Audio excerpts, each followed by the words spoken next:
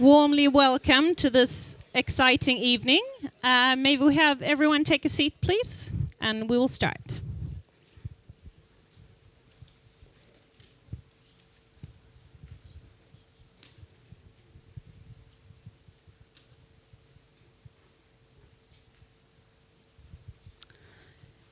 Great.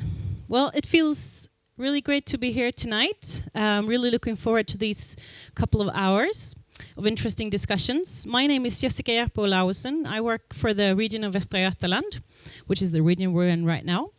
I'm going to try and moderate this session here this evening. And just a few practicalities. The emergency exits are by the registration and to the left, should we need that.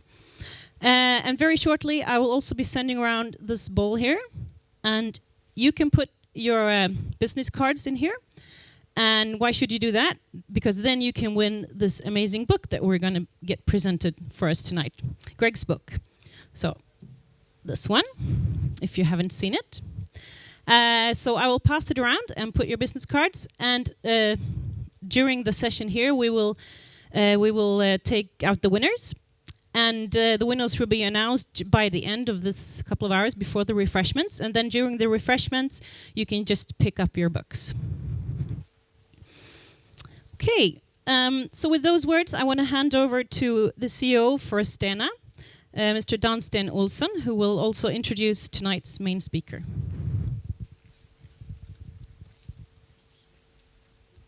Thank you, Jessica. Well, sorry, I have a manuscript. Yeah. To all of you, thank you for taking the time to come to us today and participate in this very important seminar about the oceans. As a shipping company, we use the sea every day, and we also care much about the sea. Well, I shall not make an example of our fantastic qualities. I shall let Greg run the day. We try to deliver value to our clients by offering efficient maritime transport and to do it responsibly. Our clients, our employees and society appreciate responsible companies, and we are here for the long run. It is very good that our governing authority, the IMO, has been so successful in implementing measures and regulations to safeguard the oceans. The International Convention for the Prevention of pollution from ships, the so-called MARPOL, was established already in 1973, and it has been very instrumental in the reduction or even total elimination of harmful waste and emissions from ships. The convention is still developing, and it seems that shipping is not really the problem for the oceans. Perhaps Dr. Stone may elaborate later on this. I met Greg, I think 7 years ago in Davos, and as my family have lived from the sea for 400 years, I thought it was very interesting to join up. And we are very proud to have supported the development of the Ocean Health Index, which is a superb global instrument to measure the state of our oceans and coastal areas. And we are very happy to learn that the UN has decided to use the Ocean Health Index to measure progress in one of the 17 sustainability development goals, namely life below water. This leads me to introduce our guest of honor and my friend Dr. Greg Stone, who has led the development of the Ocean Health Index. Greg has a PhD in marine science from the University of South Pacific and is currently the Chief Scientist for Oceans, Conservation International and Special Advisor for Oceans in World Economic Forum. He has over 7,000 dives in all oceans and has spent 30 days in a saturation habitat underwater. He has led expeditions for National Geographic to Antarctica, Thailand, and the Pacific Island. He has authored hundreds of publications. His work has appeared in magazine and the journals Nature and Science. He has also written 4 books, and today he's here to present the latest one on the sea in the age of the algorithm. I like the book because it describes the problem very well, but it also comes with creative solutions. On behalf of Stena and Lighthouse, I would welcome you to this seminar, Greg, and I know I'm really looking forward to listen to you. Thank you, Greg.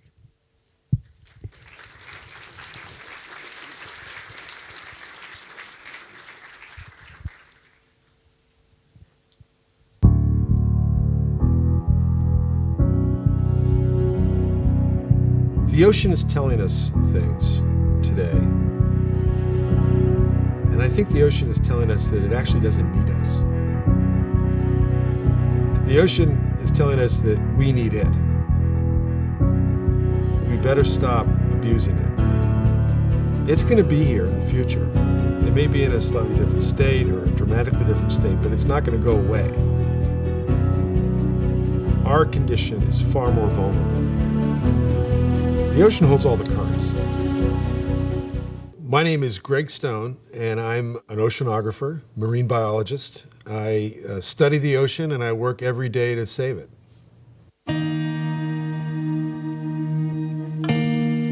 I grew up in the outskirts of Boston. I actually didn't live near the ocean, but I was connected to the ocean through TV.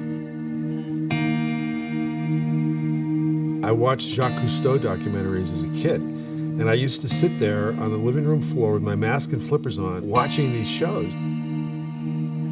I used to count the days between Jacques Cousteau documentaries. Finally, I got to the ocean when I was about 7 or 8 years old for the first time and got to dive into the ocean. I remember I was with my cousin, and he lived near the ocean, and he had 2 flippers and 2 masks, so we each had 1 flipper and a mask. To this day, I remember the colors of the starfish, the bracing, wonderful feeling of being in salt water, the waving fronds of kelp. And I was totally lost and in love with the ocean from that moment forward.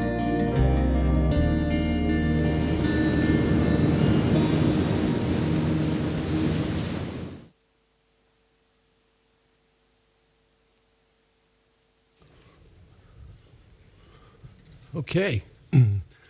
Well, good afternoon, everybody. And Dan, thank you so much for that very warm welcome. And it's really wonderful for me to be here in Sweden.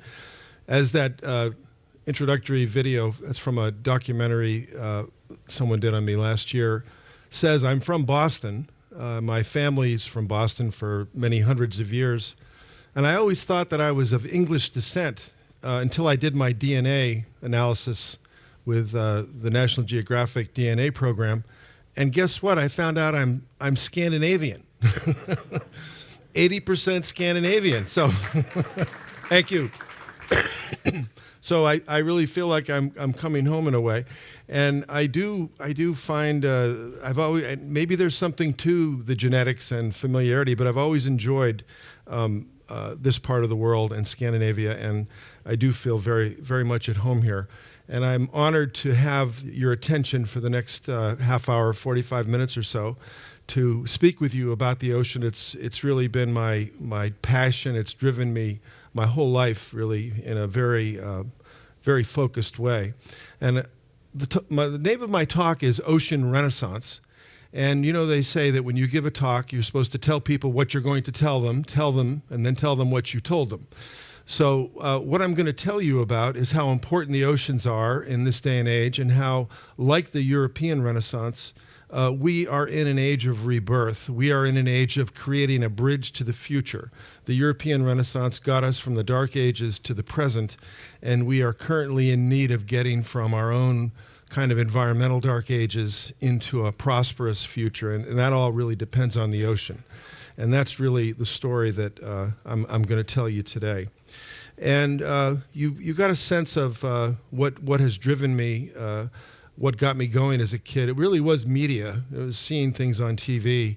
And Jacques Cousteau was a big driver. Also, there was a TV program called Sea Hunt. Anybody here ever see Sea Hunt? It was another TV show from the 60s. And then, very importantly, the movie Jaws came out in the summer of 1975. And I'll never forget that summer. This was the first time that the oceans had been featured in a program, in a feature-length film. And importantly, there was a scientist named Matt Hooper, who was the young oceanographer in the movie Jaws. And you know, I wanted to be Matt Hooper. It was like this iconic image. And he was, if you recall, prior to Jaws, there had never been an oceanographer portrayed in a movie. So they could have chosen, you know, somebody in a white lab coat with big glasses and a pencil holder, but he was a cool guy. You know, he wore blue jeans, had a beard, and he really liked to do a lot of fun things. And I only bring this up because I do find the power of media is very important for our young people. It's very important for focusing us, and I like to see as much media attention to the environment and especially to the oceans as you can get. It doesn't always have to be a dry, preachy documentary either. It can be an exciting Hollywood movie if that's what gets the juices going in somebody. So for me it was TV, and then I started to dive, and I love diving. I originally was thinking of being a commercial diver, actually. Not unlike the divers that Stena supports in its offshore rigs. But instead I went into marine science, and the early part of my career really was pretty traditional oceanography. And then I started leading expeditions for National Geographic, again, hearkening back to the need that I saw to promote the oceans through the media. Some of the early expeditions that I led were to Antarctica. This is a picture of me in the Ross Sea. We went down to explore the largest iceberg that ever broke off from the Ross Ice Shelf some 20 years ago, called B-15.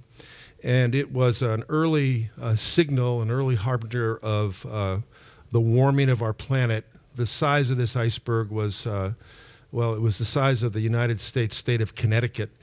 But a way to think about the size was there was enough water in that iceberg to supply the United States with all of its fresh water needs, including agricultural needs, for 5 years.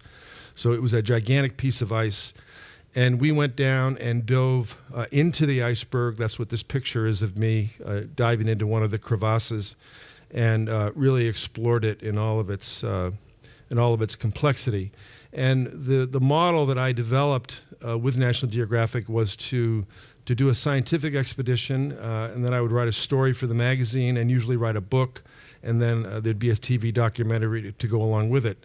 Because I found early in my career that if you just wrote science papers, they would stack up in a corner of your office and not much would happen. But if you were able to connect the science with some media outreach, it was much more effective. The most recent expedition that I did with National Geographic was to study underwater mountains. They're called seamounts, and there's actually more mountains in the ocean than there are on land. And these are very, very large structures. Most of them are of volcanic origin, and some of them are quite large. They extend up from the base of the seamount to the top of it, in some cases 5,000, 6,000, 7,000 meters. This is a picture of me in a submarine. That's me in the left-hand side, and we're descending into a caldera off the coast of Costa Rica. This is an extinct volcano. Last year, I was diving on seamounts off the coast of Hawaii, and I was diving into Luihi, which is the origin of all the Hawaiian Islands. It's actually an active underwater volcano. And we went down into the active caldera. Now, active doesn't mean that there was lava spurting out of it. It meant that there's hot water, and there was a lot of booming and banging as the Earth was kind of adjusting itself right there. But we settled down into the caldera, and then this Pacific sleeper shark came over next to the submarine. And this is a variety of deep sea shark. Most people don't know, but if you go down into the ocean almost anywhere into the deep, there's a whole new world of deep sea sharks In fact, there's many more species down in the deep sea than there are in shallow areas. And if any of you watch Shark Week, I host a program each year called Alien Sharks of the Deep, where we look at these deep sea creatures. Well, I was down in this caldera and this Pacific sleeper shark came by. And by the way, I took this picture with my phone. This shows you how available she was. And suddenly she came right over and looked at the window right at me. Quite an exciting moment. This is why seamounts are important. Most water in the ocean travels horizontally, but when they hit an underwater structure like a seamount, the water begins to circulate and gets turbulent. And very much like your garden, if you mix the soil up in your garden or you mix the ocean water up, you make the nutrients available, the nitrogen and the phosphorus and whatnot. And seamounts turn out to be these very important bastions of life in the ocean and areas that we need to protect. They're areas that fishermen have known about for a very long time. And as a matter of fact, there are many seamounts are not even mapped on charts because they are so deep and remote. Some of the seamounts we only know exist because when a satellite goes over, there's a gravity anomaly around the seamount. And this speaks to an issue we have on the Earth where we actually have better maps of the surface of Mars and Venus than we have of our own seafloor. We have not yet mapped our own seafloor in a very detailed fashion. And that's because it's hard to get to. This is a Japanese deep sea submersible that goes down 6,500 meters that I had the honor to work in for several years. And I explored the deep sea in this submarine. This was before I got interested in marine conservation. And one day I was diving in the Sea of Japan between Korea and Japan at 18,000 feet, 6,000 meters. And I got down to the seafloor, and here's a place that literally had not seen the light of day for billions of years. And this is what I saw. I saw trash, which is not showing up here on this slide for some reason. But perhaps I'll leave a better impression in your mind if I describe it. We landed in the salacious muds, and there was plastic bottles, there was cardboard, I remember, there was a little doll and cigarette lighters, and here we had spoiled an area on the seafloor before we had even had a chance to explore it. It would have been like one of the astronauts that went to the moon having to kick a Coke bottle aside as he stepped off the lunar lander to the moon's surface. And that was a turning point for me in my career. This was in the early 1990s. I hadn't really pursued marine conservation, but when I saw what was happening around me, I changed my path in life and I started to pursue marine conservation. It's what I call the consequence of knowing. Once you become aware of a problem, in my view, there's a consequence to that knowledge, which is if you can do something about it, you should.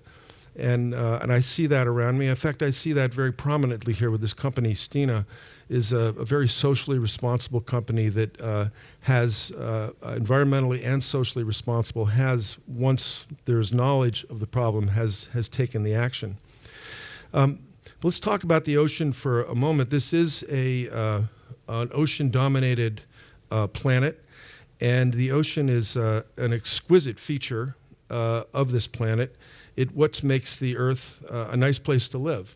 And as this graphic will show you, the surface of the ocean is comprised of a number of currents, and this is going to illustrate one in the North Atlantic, the Gulf Stream, which is the primary transporter of heat from the South Atlantic Ocean to the North Atlantic Ocean.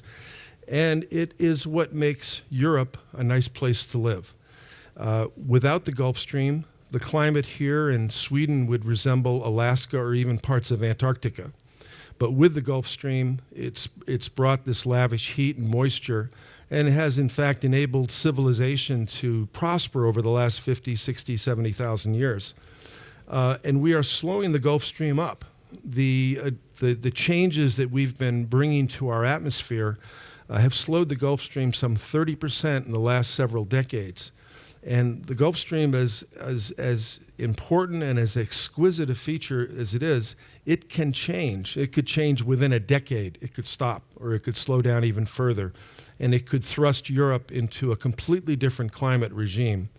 These are the stakes. These are the consequences of what we're doing to the planet Earth. Now, the Gulf Stream was one piece of the ocean at the surface. I wanted to give you a cross-section for a moment to give you a little more sense of what's going on. The ocean is comprised of currents that go sideways, that go up, that go down. It's this incredibly complex blanket of salt water that harbors most of the life on our planet. It's 99% of all the living space on the planet is in the ocean. And living space is that space from the top of a mountain where anything could live right to the bottom of the ocean. 99% of it is in the ocean. Most of the diversity of life on the planet is in the ocean.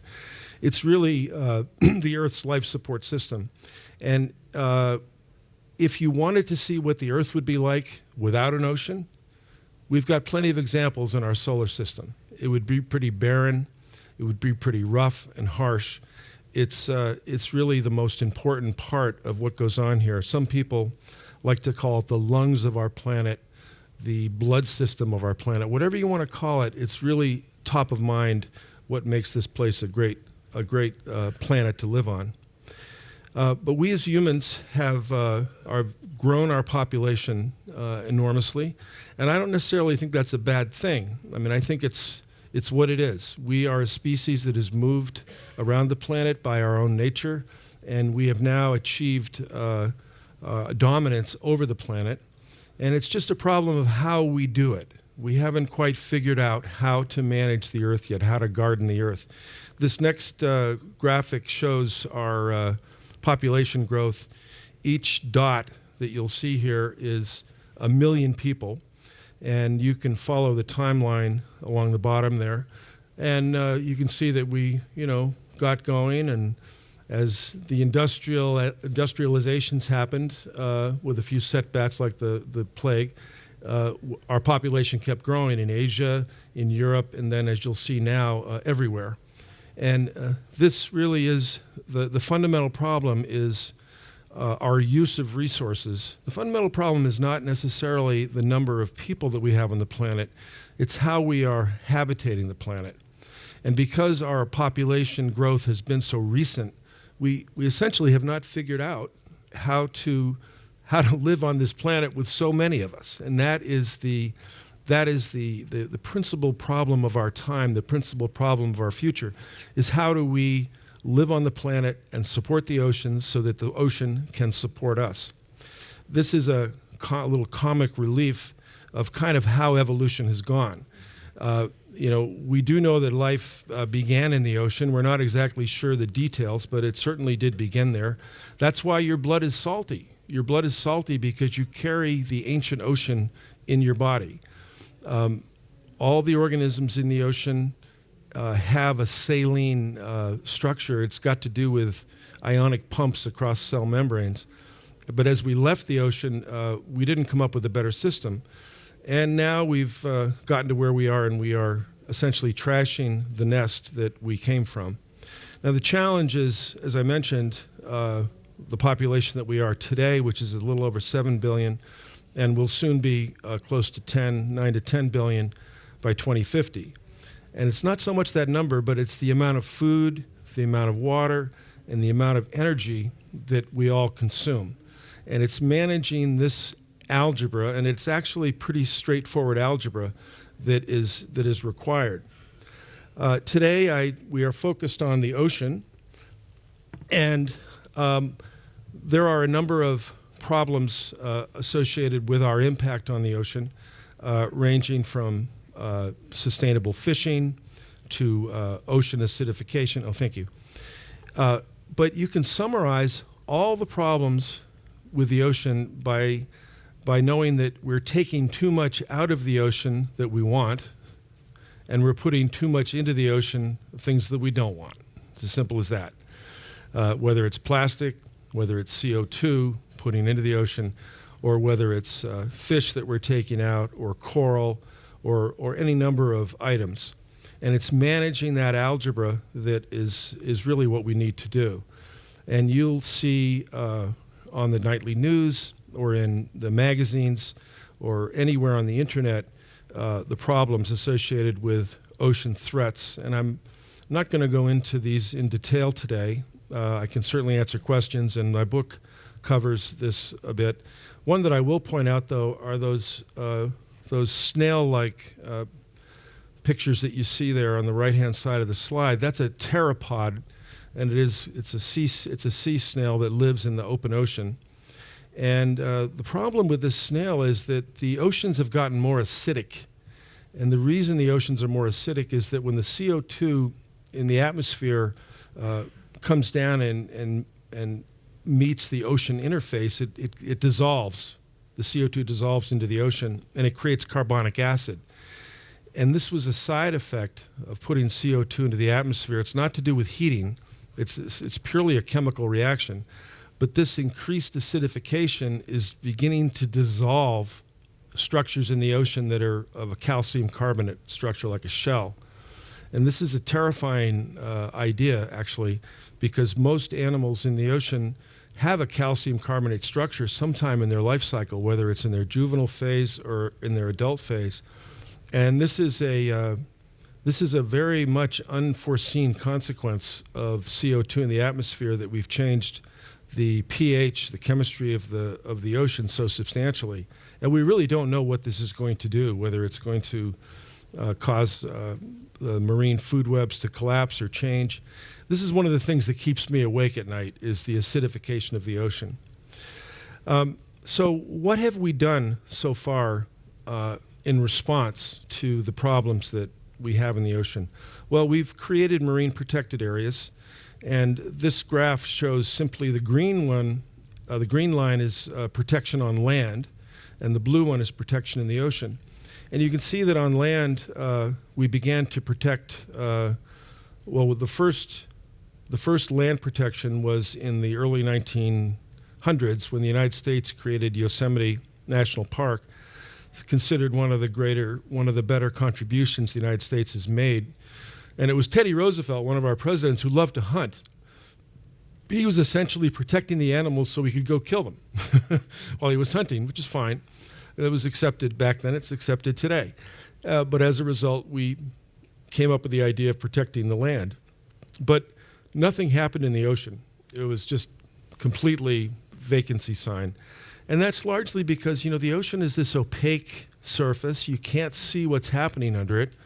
And as far as anybody was concerned, everything must be fine out there because it looks so nice. Little did we know that as you went under the waves, there were serious problems. I'll take you to Svalbard here now. There is a doomsday vault, some people call it, in Svalbard, and it's an old coal mine where countries can deposit seeds. There's currently about 1 million different species of plants that are deposited in this vault. And the idea is that the coal mine is naturally stable temperature-wise and humidity-wise, such that if the Earth if we really did do ourselves in somehow, nuclear war or everything fell apart, there would be a depository of seeds for us to start over. Not sure what the plan would be. I guess we'd go up there in a canoe or maybe in a Stena vessel of some sort and, grab some seeds and, start over. The reason I bring this up is that, there is some thought going on in the background to the worst case scenarios. So why is it that we have not given the Earth and the oceans the attention that they deserve? It's clear that when Buckminster Fuller first looked at this picture and coined the metaphor spaceship Earth, that we were mostly blue. In fact, he corrected himself later and said it should have been spaceship ocean. And later on, when we got out of the influence of Earth's gravity for the first time and circled the moon, we looked back and we saw the Earth from an even further distance. And sure enough, it was blue, but it didn't sink in that the oceans were important. It didn't create any kind of an urge in us to protect it. The great American president, an optimist, John F. Kennedy, in the early 60s declared that we would go to the moon and come back. He also declared that the 1960s would be the decade of the ocean, but that was lost to history. The Earth wasn't ready, the population wasn't ready to think about it. Then we sent the Voyager spacecraft out beyond the gravitational influence of our own sun. And right before it left our solar system, Carl Sagan asked them to turn the camera back and take a self-portrait of the Earth. And that's the Earth in that circle there. And it's 1 pixel, it's actually less than a pixel of the camera of the day. And guess what? That pixel was blue. Still, it didn't sink in that this is a really important feature. And if you look at the amount of water on the planet, that little round bubble is the volume of seawater relative to the volume of the Earth. It's not that much, but it plays such a critical function. And because it's not very much, we really should be taking care of it. What's in that ocean? This is what the constituents of the ocean look like, by and large. If aliens ever did come here from someplace else, if they're there, we were talking about this over lunch today too, wondering about this, and they wanted to explore or meet Earthlings, or the most common life forms, this is where they would go. This is where most of the biomass on the planet is. It looks like this. These are little shrimp and little fish. Here's some more spectacular examples. This is a pelagic open ocean sea cucumber that I photographed in the Pacific once. This is a new species of bristleworm. I mean, these things do look like they're from outer space or like they're from aliens. This is a black ctenophore that a jellyfish. I like to call it the Darth Vader jellyfish. So the question really is to stimulate us in our time is, what has the effect of the ocean been on humanity, on our civilization, on our evolution? And that's really what my book is about. It's about the importance of the ocean, the importance of the industrial revolutions on the ocean, and how those really have impacted us. Now, we can go back in time and think about what happened on the ocean, how did we relate to it, and think about this picture. This is probably the first boat, okay? Maybe 70,000 years ago, 100,000, who knows? This was the first time that somebody, tied some logs together, got an oar, and said, hey, I can go out here on the ocean and I can have some control over where I go. And then if you go a little further in time, the shipping technology increased. And this is our shared Scandinavian background. One of the Viking ships, this is that amazing ship that was buried with the Viking princess. Ships became a very important part of how we moved around the planet. They're what enabled us to get as far as we have, to occupy all the major continents. They enabled us to create the first globalized industry. The first globalized industry was actually whaling. Not just the first globalized maritime industry, but the first globalized industry anywhere was the desire to have that wonderful oil to burn the lamps of London, New York, and Boston. A variety of ships, Asian, this is a Maltese version here, and of course, one of my favorite time frames was the tall ships days. Now, who could have thought that first slide you saw with the man with the logs tied together, that would lead to this, which is how 90%, and I don't have to tell this audience, this 90% of everything in the world, everything in this room travels on ships. Ships are what enable us to conduct the commerce that we do. And as I said earlier, Stena is in my view, a really important member of this community that supplies myself, supplies all of us with what we need, and they do it in the most responsible fashion possible. I pulled these off of the internet to sort of celebrate the diversity of the services that Stena provides through its company, and this is just one aspect of our relationship to the ocean is shipping, but it has led to so many things. It's led to our migration. It's led to the international commerce, and we can see it happening right here behind us with these trucks coming off. It's led to colonization. It's led to slavery. It's led to a lot of things, and it's these major changes in our industrialization and in how we inhabit the planet that my book is about. There's a historical review of this and much more. And then most importantly, it looks forward. But before we look forward, I want to take you back even further to the coast of South Africa. And recently, some physical anthropologists found some caves that were above the sea level rise maxima. Now, sea level's been going up and down a lot over the millennia, but because it's been going up, it's washed away all the anthropological sites along the coastline, so that we're left primarily with the Rift Valley in Africa. That's why you always hear about the Rift Valley as the cradle of civilization, because it's actually not necessarily the cradle of civilization. It's the best place to preserve human artifacts, because it's this dry, high desert place. But this cave was very illuminating because it showed that some 200,000 years ago, there was a natural climate shift in Africa, which made the interior of the continent too hot for us. And it looks like about 1,500 of us, or maybe 2,000 of us, that was all that was left of Homo sapiens. We were Homo sapiens by then, made their way to the coastline and started living in these caves. And we found evidence of the first time we started to eat seafood. And this was a highly nutritious food for growing brains with the omega-3 fatty acids to enable our intelligence. The ocean began to feed us. The ocean began to teach us probably about tides, maybe about time. And importantly, it gave us leisure time. There was no longer did we have to, chase animals all day long and climb trees to get away from cats. We could be on the coastline, and if a cat came by, a big lion or something, we could run into the ocean and get away from the cat. We could sit around picking the shellfish out and begin to think things. Now, we lived like this for the next 170,000 years.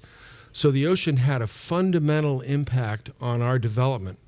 It's why I think we all like the ocean. Everybody likes to go to the ocean. It's a relaxing place. We can swim.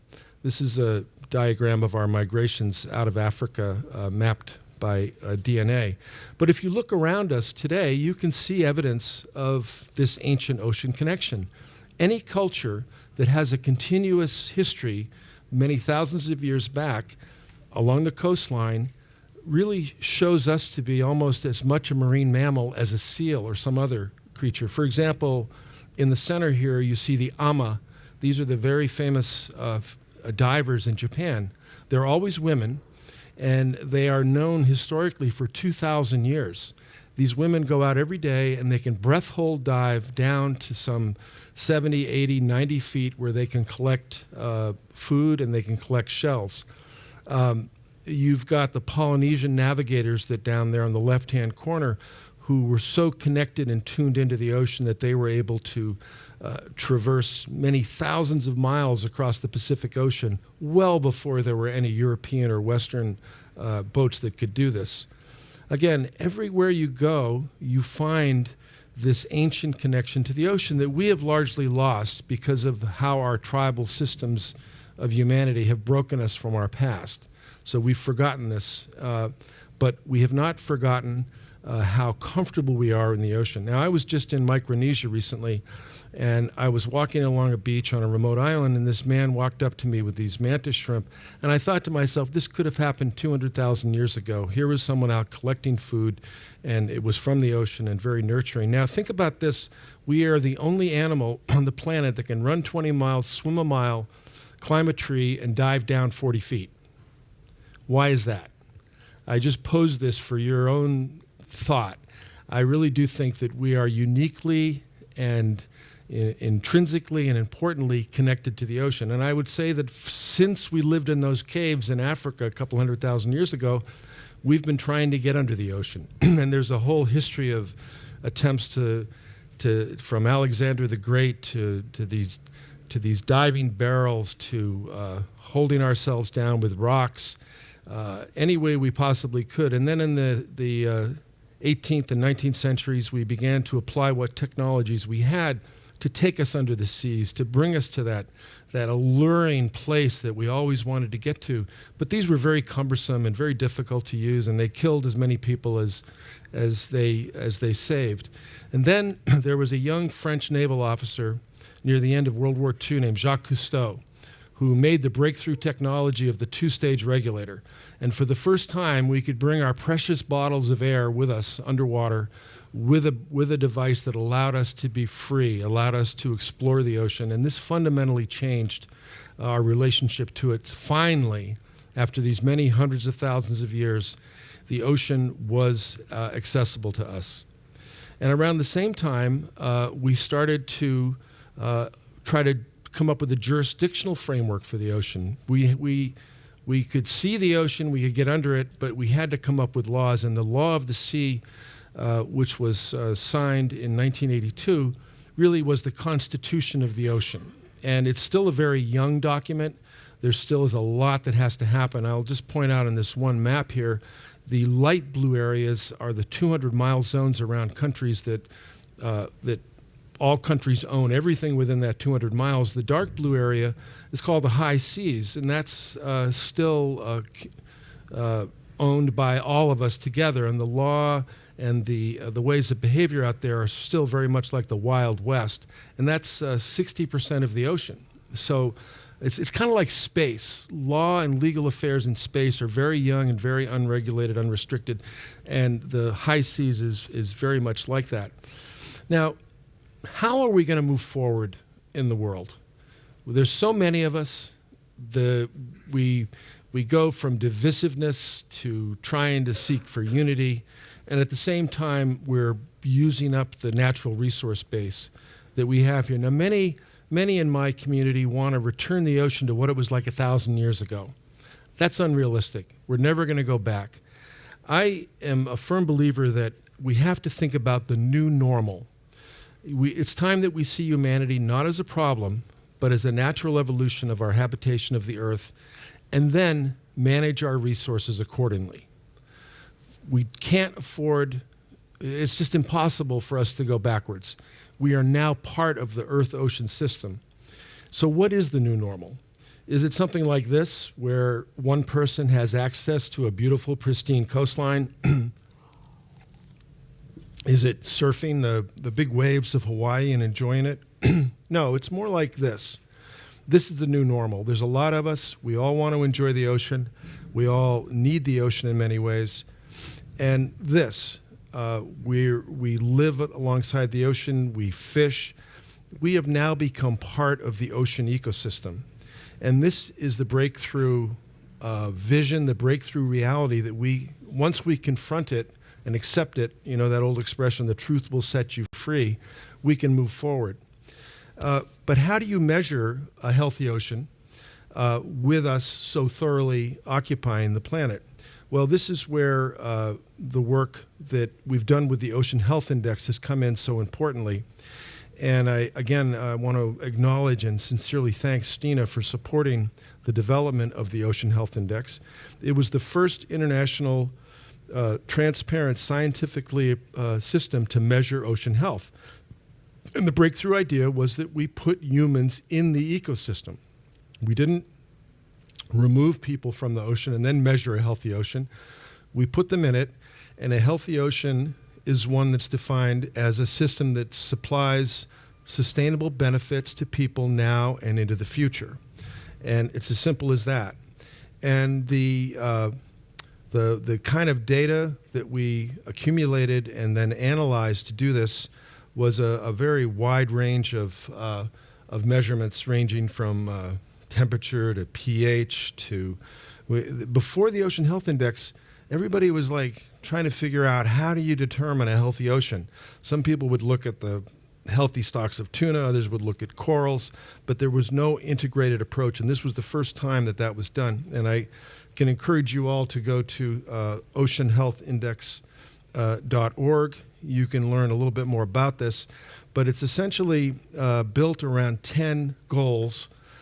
Each goal is something that the ocean provides to people, whether it's food, clean water. I won't read these all to you, but it's a very practical, very functional, highly scientific measure of how the ocean meets the needs of humanity.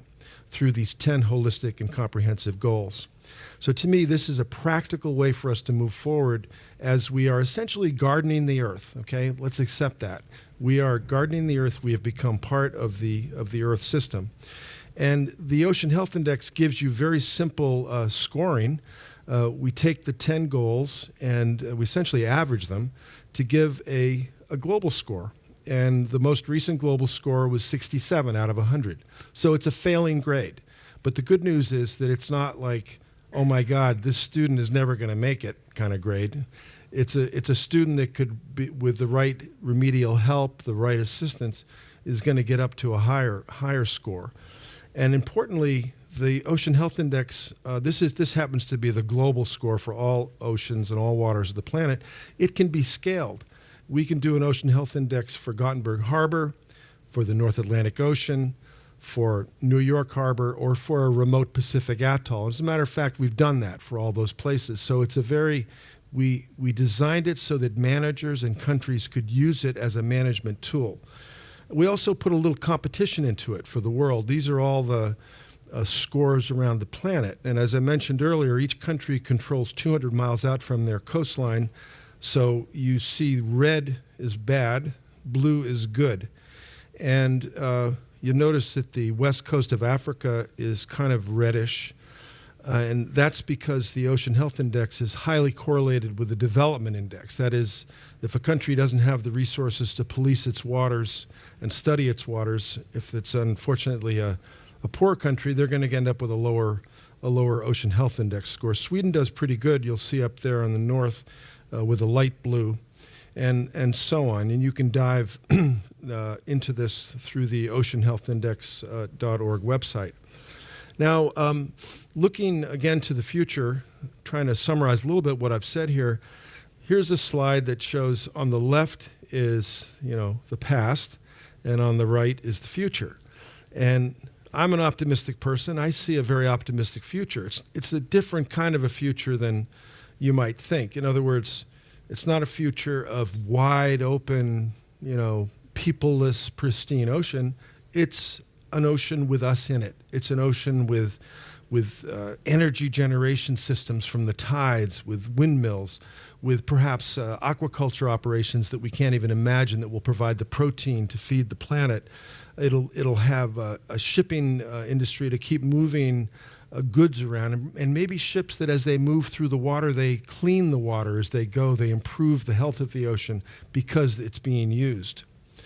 And the book goes into this vision, and it sort of breaks history up into exploration, and then exploitation, degradation, and then we're in the stage of regeneration now. This is really my and my co-author's vision. It's that we've sort of not done the right things, and a lot of it has been the result of our rapid industrialization. I mean, think about how fast things have changed. We haven't even had a chance to, the ink hasn't dried on graduate degrees, and the ocean changes for scientists. It's happened so fast.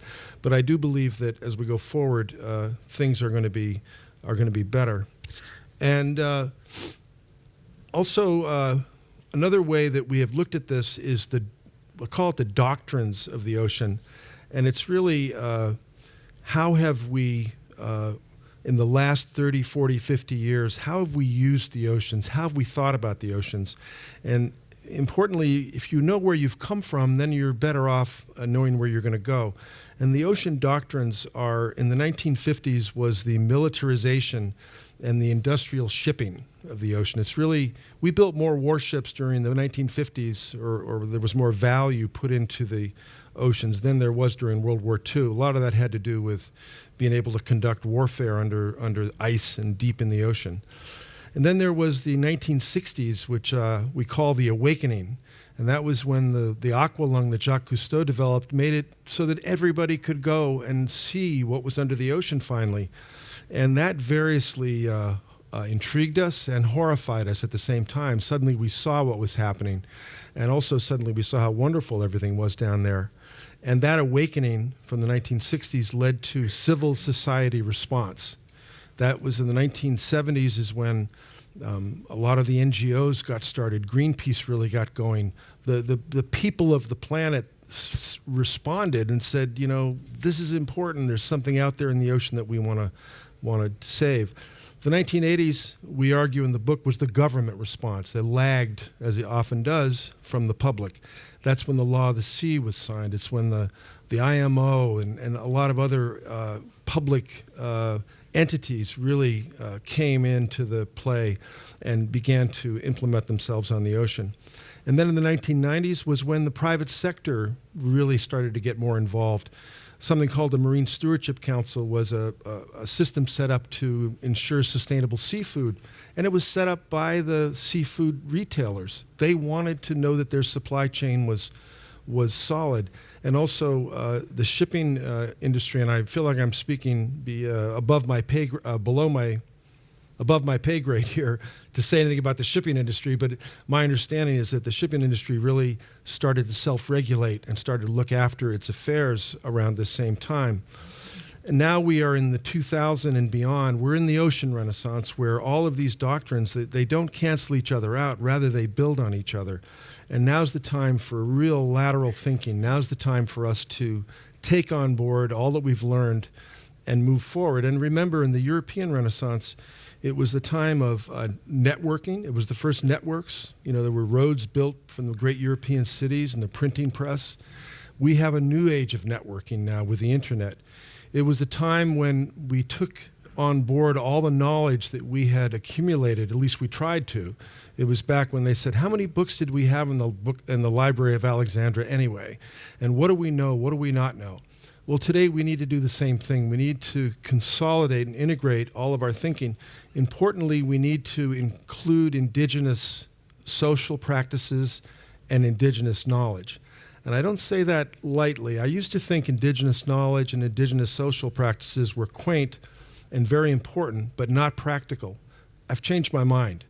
I've learned that many social practices and knowledge that are contained in these ancient cultures is scalable and can be used on the global scale. I'll give you one example. The Iroquois American Indian tribe has a rule called the 7-generation rule. They don't make any decision in their tribe unless it's good for 7 generations to follow. Imagine if we began to write that kind of thinking into international agreements rather than just looking to the next quarter or the next political cycle. There are many other indigenous practices that have been lost to history.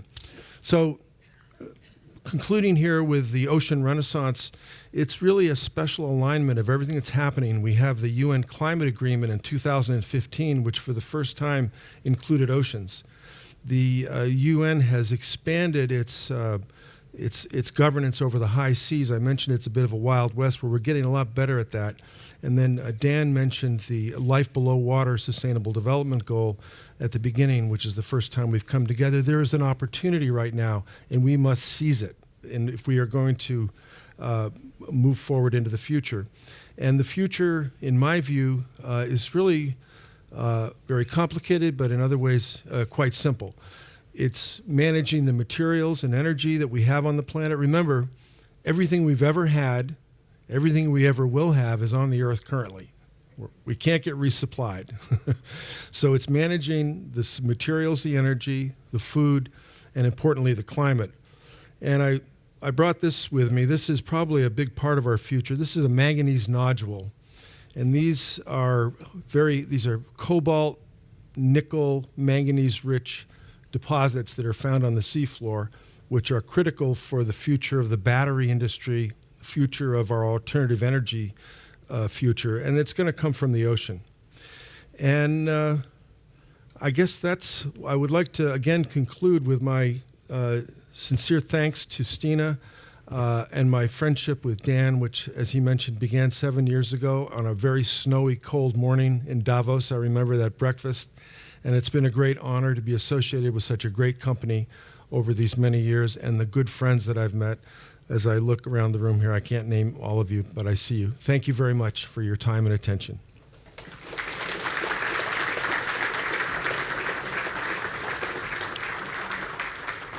Thank you so much, Greg. That was really fascinating to listen to.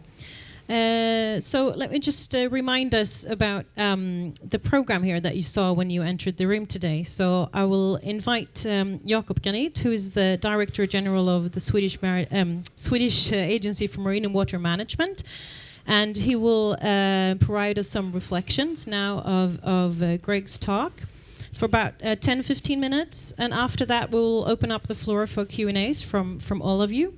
And about 5:45 we will continue with refreshments just behind you there, and we'll finish off around 6:15. So Jakob, I don't know if you want Greg next to you or yeah? I can start off. Okay, you will start off. Well, why don't you stand maybe in front here so people will see you better? Yeah. Good afternoon, and thank you so much, Jessica, for that introduction. And of course, great thanks to the Lighthouse group here and Stena for organizing this terrific event here this afternoon. And of course, and many thanks to Dr. Greg Stone for providing this beautiful overview of what he calls the ocean renaissance. What a wonderful name to look upon environment, development, and the future through that language, really taking a new, fresh look at it and seeing what we can do. Now, as many of us, I think, here around the table, we all have some form of passion and link to the ocean. And of course, Jacques Cousteau was a key driver for that. And you placed that so clearly here to all of us. And I remember myself, I was sitting watching his films and how the deep impression of those mysterious oceans and what that meant.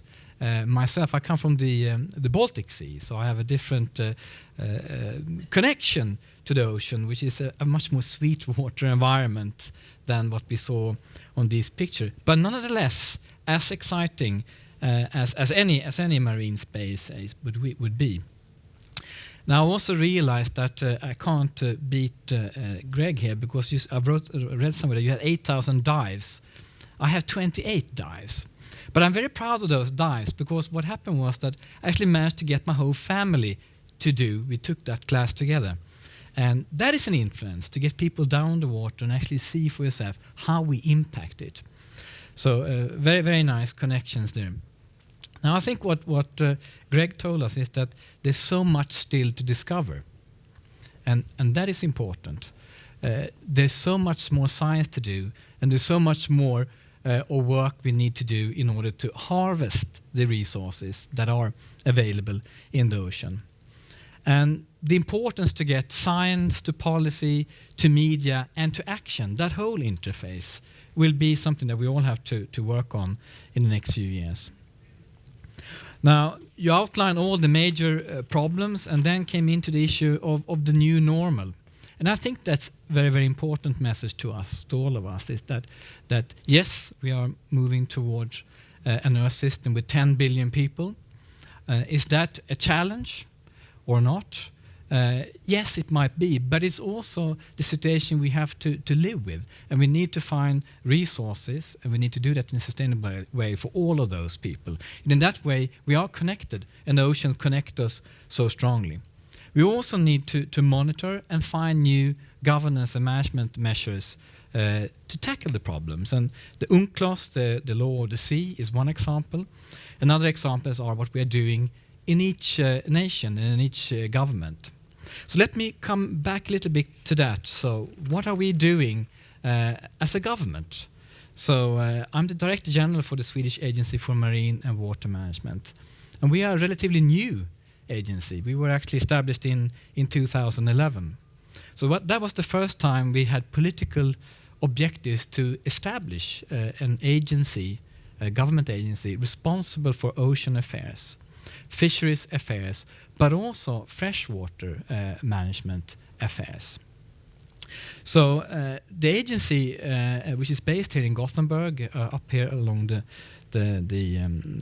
Gothenburg stream here, it has the responsibility then to see how we coordinate the management of our freshwater resources, how we finance its regeneration, how we rebuild the waterways, how we work on hydropower issues, for example, to maintain the services of renewable energy and restore the river so that fish can meander up and downstream from our river systems. So there's a whole host of new issues that we are exploring as a government agency. And perhaps one of the most important messages from my point of view is that what we are seeing now is that we need to connect the way we manage our land systems, our terrestrial systems, with our coast and our oceans. We call that from source to sea. We know, for example, that 80%, or give more or less, of the pollution comes from land systems. So we are part of that. So if we want to stop the marine debris, we need to tackle that on land.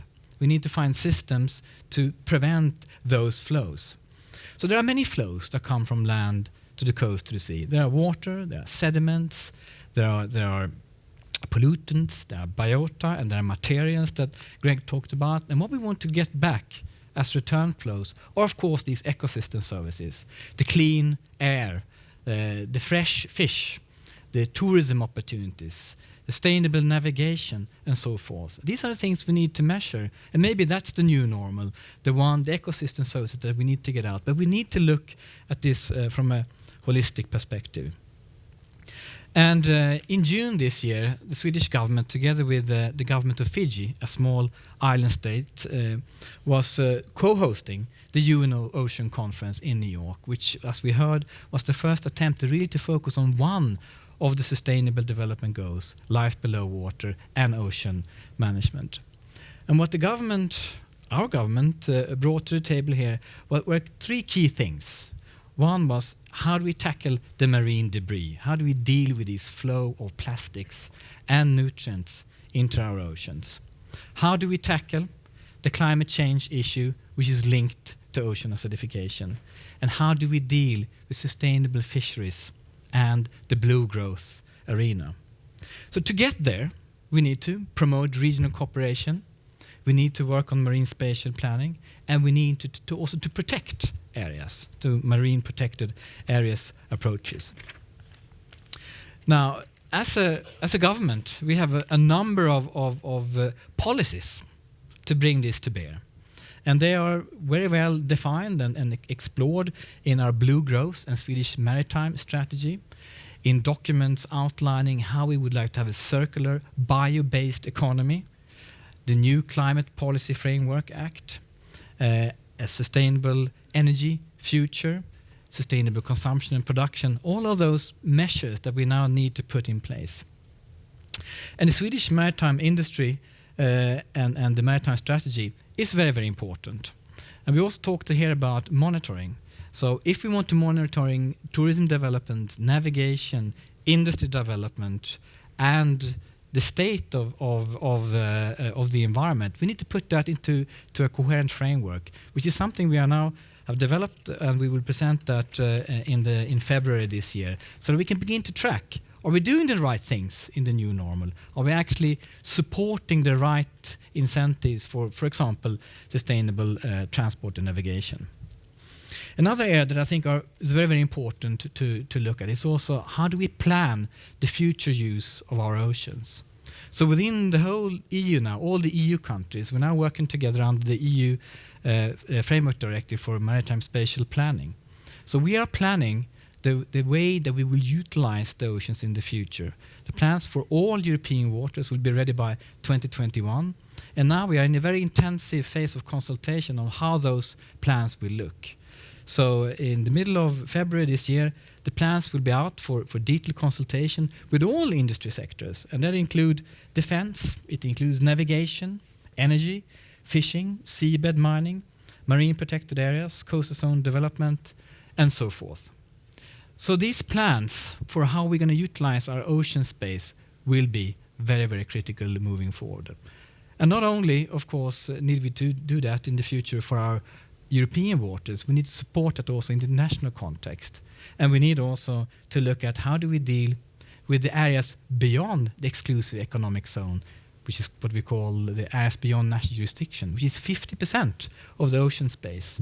Can we support some form of maritime spatial planning also for those areas, maybe at a much greater scale than the one we can do here in our own territorial waters and in our own neighborhoods. And finally, just to wrap up some of the things we are working on, fisheries management, which is essential here. We are working together with the fisheries industry to look at how can we actually create more fishing opportunities while we protect the environment in a stronger state. And a key part of that is to monitor the fish that we produce, the fish that we fish, all the way to the consumer. So we're now putting in place systems so that we as consumers can monitor and track the fish that has been harvested, that comes to the market and ends up on our plate. Something similar to the Marine Stewardship Council that we heard before, but now in a government format. So these were a few issues just to highlight how we take on board Greg's and many others' message as a government and working in partnership, because that's critical. We all need to do that together, and how we as an agency try to promote this work and under the political leadership. Thank you so much. Thank you very much.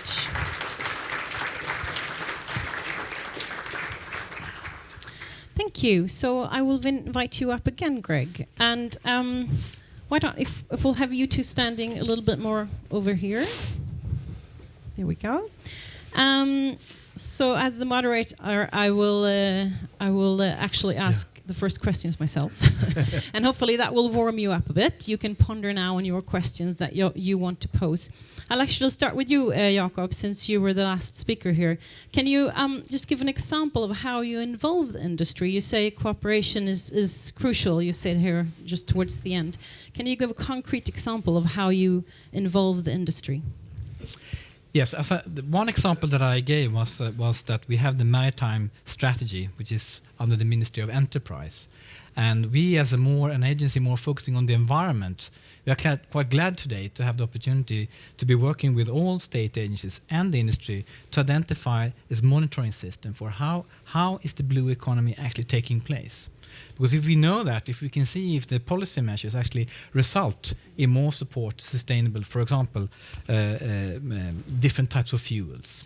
We talk here about type of ferry technology. How do we promote those type of, what type of incentives do we need? So that's one way of how we do it. Right. So you just invite some companies to your office, or how does it practically work? How do you do it? Practically in Sweden we have, I think, a good system of involving stakeholders in different processes. For example, then on how the maritime strategy was developed, it was very much developed by the shipping industry themselves. They were very much part of this because they saw the need for government support to create better opportunities for maritime businesses. And as we heard here, if we can move more transport to the shipping industry, that probably will have a lesser carbon footprint, for example. Right. So that's a sort of public-private partnership idea. Okay, great. Thank you. So I have a question for you, Greg. I have actually a list of questions, but I'll start off with one. Yeah. There was a lot of interesting things in your book, I thought. And one thing that you did say is that trust is a new building stone. And I think that's quite interesting. One of your last slides there, you were describing sort of how it's changed, who's been leading what we've been doing with the sea. First it was the military, and then it was the NGOs and civil society and so on. And I think it was in that context that you were talking about the trust is the new building stone. I don't know if I don't think you mentioned it now in your talk, but would you like to elaborate on that? Because I found that rather interesting. Well, I think it's really not a lot more to it other than there's a need for the public-private partnership. That's another. I feel like that's another era. Yeah, but I think ocean renaissance is maybe a little more poetic, but public-private partnership says the same thing. It's really the natural evolution of public policy, the will of governments, the will of the people, to align with and be supported by the business profit capitalistic system that we largely exist on the planet. And that public-private is I guess you could. It's trust in the sense of trusting each other, but it's also the trust in the sense of the public trust, the trust that we give to the government and to the businesses to look after us as the public. I think that's kind of a little. By the way, I should have acknowledged the leadership of Sweden at that UN meeting that I was very involved with, and your Deputy Prime Minister Isabella Löwen has just provided fantastic guidance to the world, really. So thank you for all that you've done there. I was very involved in that. Yeah. Thanks, because I was also thinking that you're also right about transparency. I'm thinking with all the data we have now, one of the facts that was in your book that I think we've produced as much data the last 2 years as we have on all of the previous That's years, right. which I found quite interesting. So the way I interpreted it was that we can also build trust with all this data and transparency of data. Well, we're kind of forced into it too, because that's the beauty of social media. Nobody can get away with anything anymore. You can't run into a country and occupy it by the back door like we used to be able to do, because today it's just out there, and companies are exposed, and that whole radical transparency, I think, is another part of the new normal that we still haven't gotten used to yet. I don't like to approach things in a negative sense. I shouldn't say you can't get away with it anymore. I should say that it's leading us to our highest good. Let's put it that way. I like that. Yeah. All right, so you feel warmed up now with questions. We have any questions out there? We have to share this mic, so I will run around. I'll start over here.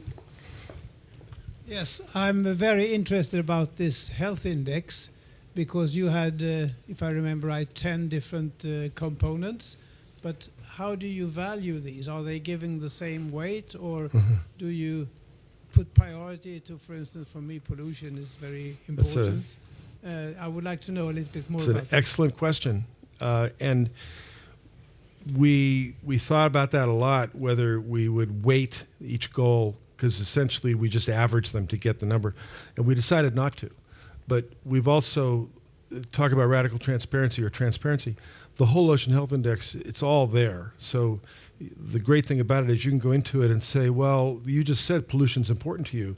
So if you were a manager or you owned a piece of coastline or whatever, you could take the index and say, well, I'm going to double the value of the pollution component because that's important to me. And we've had countries do that. Like some countries might want jobs. They don't care about anything else, but they want jobs. And there's an economic goal there. So it's really meant to adapt to the user. So instead of trying to get, we thought about getting all complicated with weighting each one. Then we decided, no, we won't. We'll just make them equal and let people weight them on their own. Mm. Thank you. We'll move on to the next. There was someone here. Is it you, Bethany? Hi, thank you Hi. very much for a really interesting talk. Yeah. My name is Bethany, and I'm a scientist at the University of Gothenburg here in the city, working with ecotoxicology.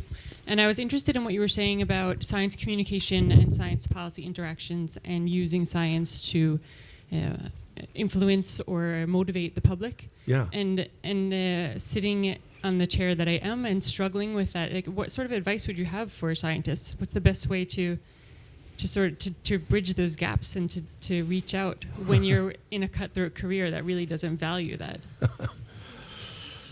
Well, I think the last part of your statement is the most important part, is that we are very much in the dark ages when it comes to science and academics, in that I don't think academics are valued in their ability to teach, and they're also not valued in their ability to make change in society.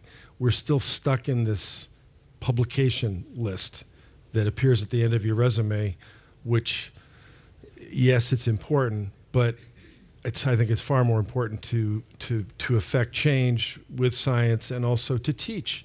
We don't value teachers. And if you're a great university professor, that should be as valued. The other thing about science is, one thing I try to tell people is it's not that complicated. The best definition of science that I ever had was one of my mentors who told me, Greg, science is just a system of rules that keeps us from lying to each other. It's not about differential calculus. It's not about, covalent or bonds. It's really just very simple rules. And when people accept that, then, things get a lot simpler. If I can add to that, Sure. I think our management systems that we put in place, at least we try to in this country, and I think in many other parts of the world too, are science-driven. We need the science. I mean, it's extraordinarily important to get science, and we have been a bit behind though on the ocean front in terms of supporting it. Now we can see quite large EU-funded programs that we are part of to try to pool resources to understand these complex issues. For example, cumulative impact assessments. What happens in an ecosystem if you increase shipping or increase seabed mining and so forth in very complex oceanographic systems? So we are promoting science. We need science, and we should continue to do that. I think it's very, very important. We have to also get people to see that it's beautiful to do it and that it's utilized. Yeah. You know, there's been a big change too that my colleague Dr. Sebastian Troyen here from Conservation National, when we were working on the Ocean Health Index, we had a hard time moving scientists out of their ivory towers. And this was as recently as 5 or 6, 7 years ago, where, you know, we said, well, we're going to do this applied science project that's going to help us manage the ocean. And they said, oh no, I don't do anything that's applied. We just can't afford that luxury anymore. The scientists have to get out of that box and say, yes, I'm doing this because it's important, because we're going to use it. And don't worry, I'm not going to be unduly influenced by the donor or by the end outcome. That's the whole reason we're not supposed to apply things, is because it's supposedly going to influence the objectivity of the science. But that still amazes me that I have colleagues that want to sit around in their laboratory and study leafy sea dragons, and if you hint at anything to do with the management of the leafy sea dragon, they back away from it because it's going to ruin their purity of their religion. So maybe it's a new era for scientists as well, or how we, It is. I think ocean literacy is very, very important, like you were saying. More questions? I see Karin, and then we'll have you, Per. The back also. We only have one mic. Thank you, Karin Andersson, a scientist working with the relation between shipping and the environment at Chalmers University. Congratulations to your index. I think indices are very important to make things obvious to ordinary people and to policymakers and make things happen. So I really enjoy hearing you.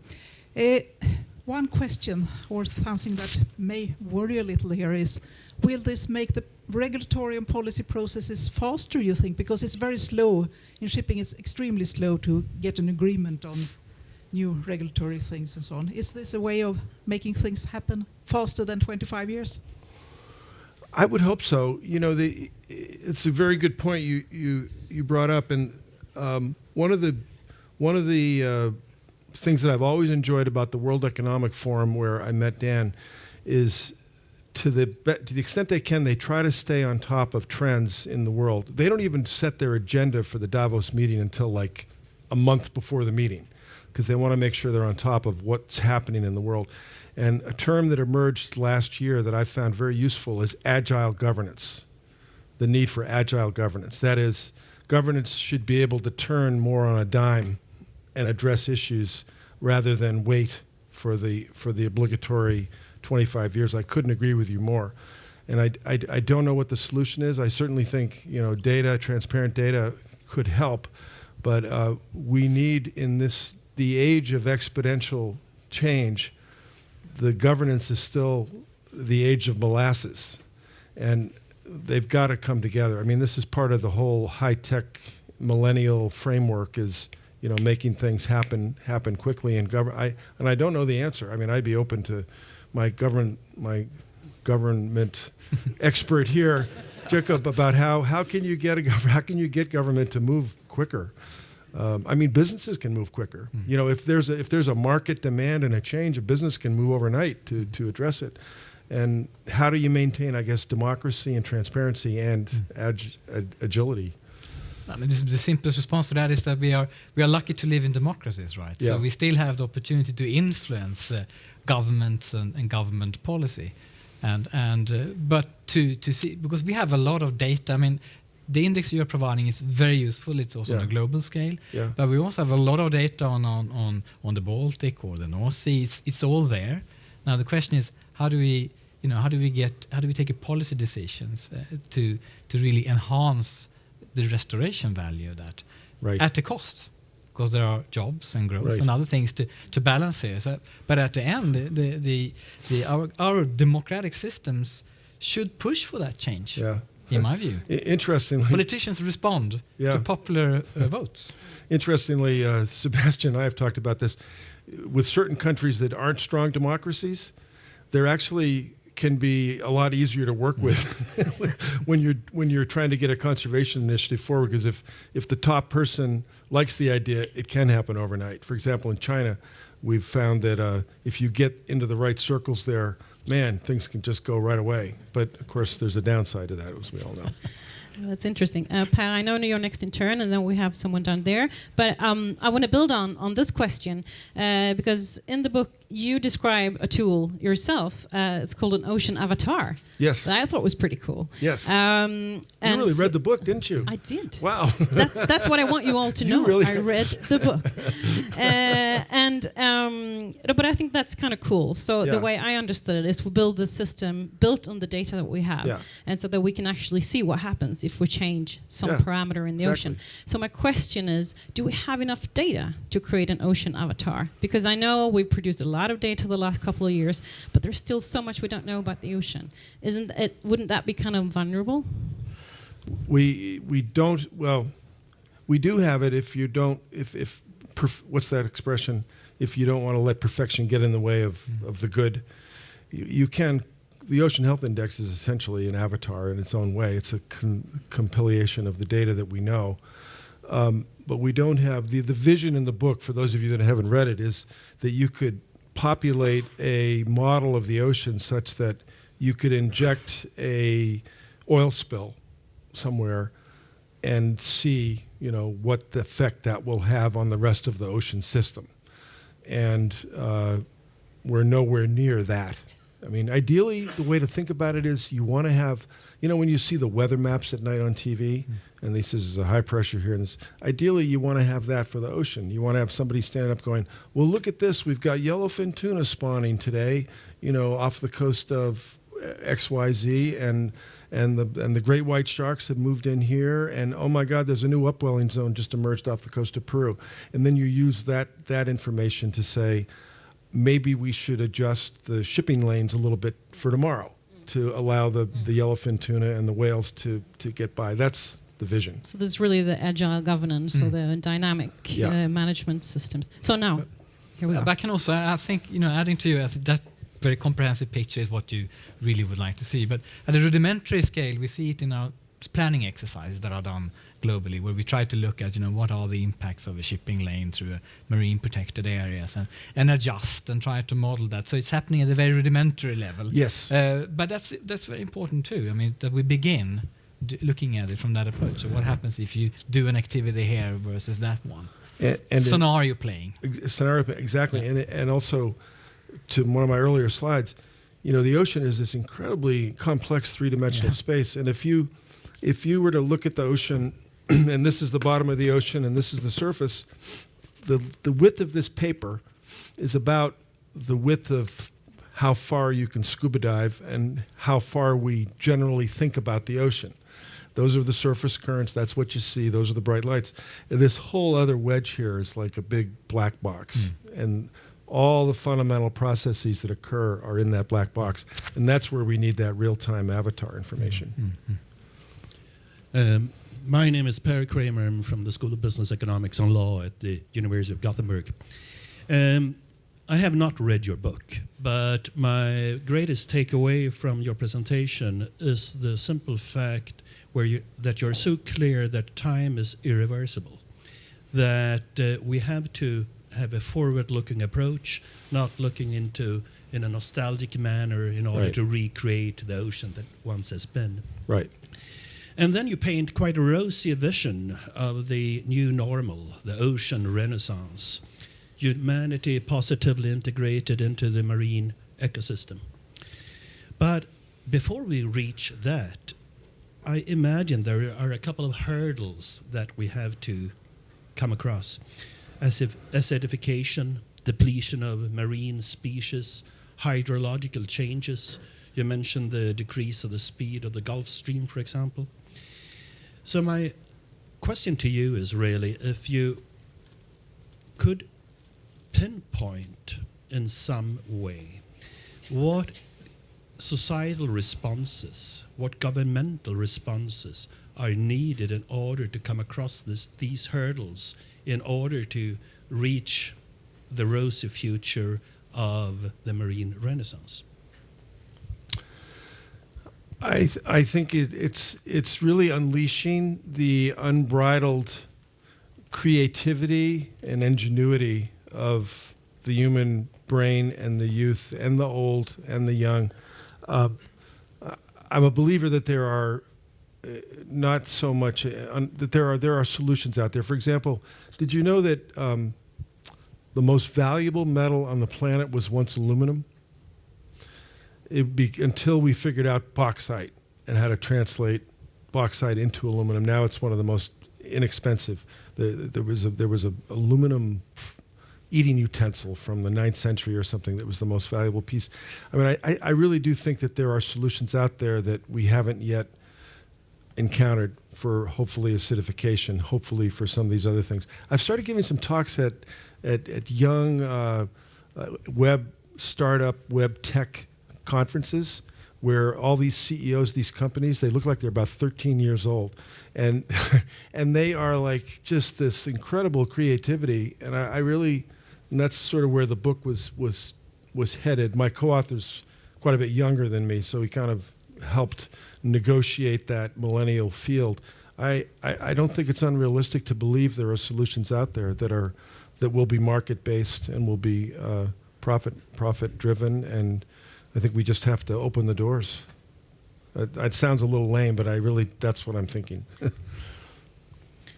Thank you. Yeah, I'm thinking that it's sorry, I'm at the back here now because we have someone that wants to pose a question.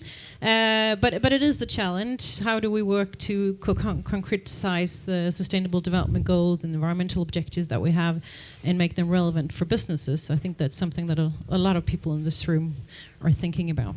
So the next question. Thank you.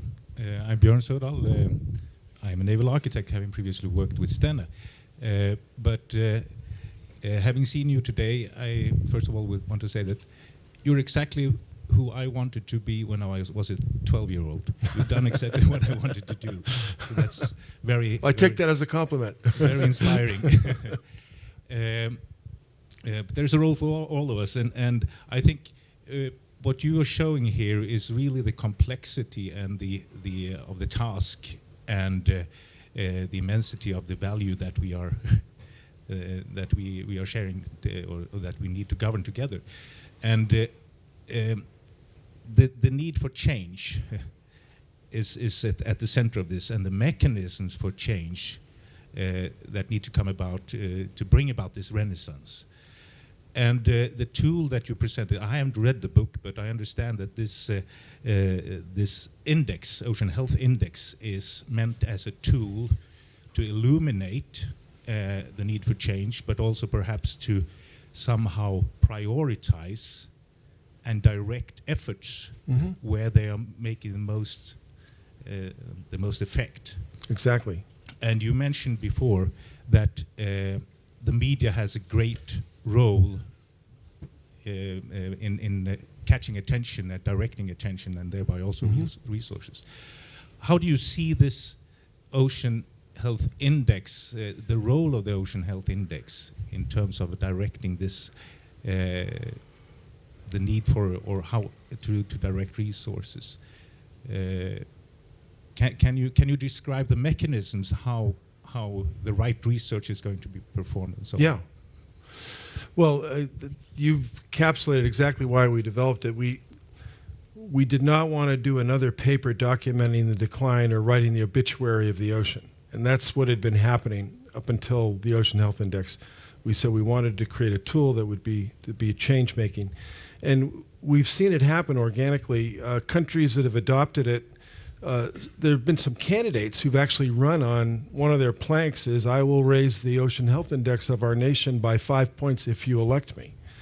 And it's given, just quite simply, managers an opportunity to go into the data and say, if I do this, I can move the index in this direction. It's also helped donors who, foundations and individuals with resources get asked 100 times a day for money to do this or do that. And I had donors coming to me, actually Bill Wrigley, who was the original co-founder of funding this from the Wrigley Gum Company. One of the reasons this happened is he said, Greg, I have a lot of money, I love the ocean, and I want to do something, but every day I get asked to help tuna, the next day it's turtles, the next day it's whales. He said, I don't know what to support. And that was part of the business thinking that went into the index, so that if you only have $10, you know where to spend it. Yes, turtles are important. Sorry, Sebastian, he likes turtles. But turtles are important, but it might be that stopping reactive nitrogen from flowing out of the Mississippi River with that $10 is going to have a far greater impact on the health of the ocean. Not as sexy, but that's actually probably true. If you stop the reactive nitrogen and phosphorus coming out of the major river systems of our planet are far worse than the oil spills that occur. But no one thinks about it because it's like buried, but it creates these anoxic zones and knocks down the ocean's ability to take care of itself. The Gulf of Mexico, the BP oil spill, horrible event, but every day that Gulf gets insulted by the Mississippi River, no one thinks about it.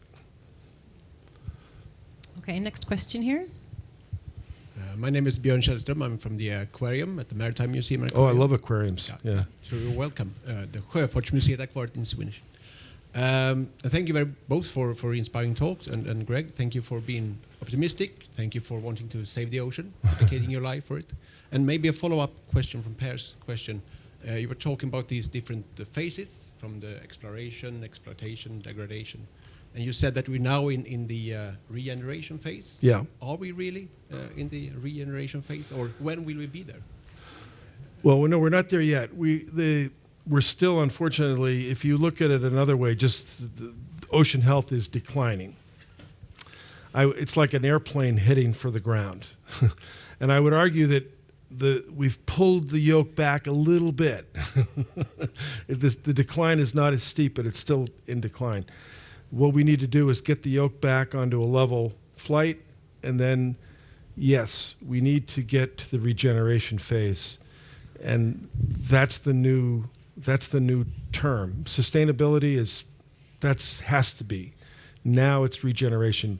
You driving your car through the city should improve the air quality. The same way as I mentioned, a ship going through if we get to that point, then all of our civilization and our industrial activity will continue to make the planet, Star Trek. How many people watch Star Trek? I know Gene Roddenberry's son, Rod Roddenberry in California, and his father had a clear vision about that TV show. It was to lay out a future where everything worked. And if you think about it, you never go back to Earth in the original series you didn't, but you had this idea that everything worked out, that technology kind of, and I'm not a Pollyanna about technology is going to solve everything by any means, but I do think that things can work out, and I think that it will get there. So I have one final question. When we're thinking about this renaissance and all that we need to do to live in harmony, should we say, with the ocean, what kind of competences do we need? I mean, I know I'm not asking you to provide a list, but I'm thinking, I know there are a lot of people here from university. How do we rig our education system to be flexible, to address the needs that we have in society, to get the competence that we need to actually achieve this? Do you have any ideas about that? Yeah, that's a really good question. I get asked it all the time, and three things come to mind. I think we're losing a whole generation of taxonomists, people that can go out into the ocean and pick up a starfish and tell you what genus and species it is. That's one thing that I'm worried about. The other thing is, to the question that a young lady here asked, we need communicators. We need really good communicators who also have some ballast in them as an expert. So it's not just reciting some knowledge that they have, but there's a certain power to reciting knowledge that you actually have deep within you. And we need more of those kinds of people, I think. So it's a combination of the communications and the expertise. You know, for a long time, I would have said just carte blanche policy. We need more policy wonks, but we kind of got a lot of those now. I think people were listening, and the world's now got a lot of policy wonks. So I think it's those things. Yeah. That's great. Thank you. So I think we're going to finish off here. Sorry, but. Claes, do you want to read the names of the winners of the book before we... Please just stay on a little bit longer, Greg and Jakob. Okay. So we have the result of the raffle for the winners of the books. And it's... we have one cheater. I'll come back to that. So it's, and you will, the names, I've just named them here, and then when we're finished, you can please come up and get them from the hand of the author, if that's possible. So, Johan Eliasson Ljungklint, Nils Mortensson, Kristoffer Holmström, Jonas Ringqvist, Angela Hillemyr, Johan Ellis, Kurt V. Olsson, Karin Andersson, Kajsa Tönnesson, Henrik Palm, Karl Nordum Lanemets, Lena Granhag, I believe this is French, Gidre Asmonet, Björn Källström, Sören Toskard Jensen, Irma, och, förlåt mig, Josefina, Birger Ekegren. Och sen har vi The Cheater, Bethany. The Cheater. With 2 cards. The Cheater. Still a winner, Bethany. Welcome. So please, Jakob, I don't want you to stand here in the marginals. I want you to be in the center. And let's have a warm round of applause for these 2 presenters. Thank you. Thank you. That was good. Fantastic. Good working with you. Thank you. Now you're all welcome for refreshments and to continue the discussions. Thank you.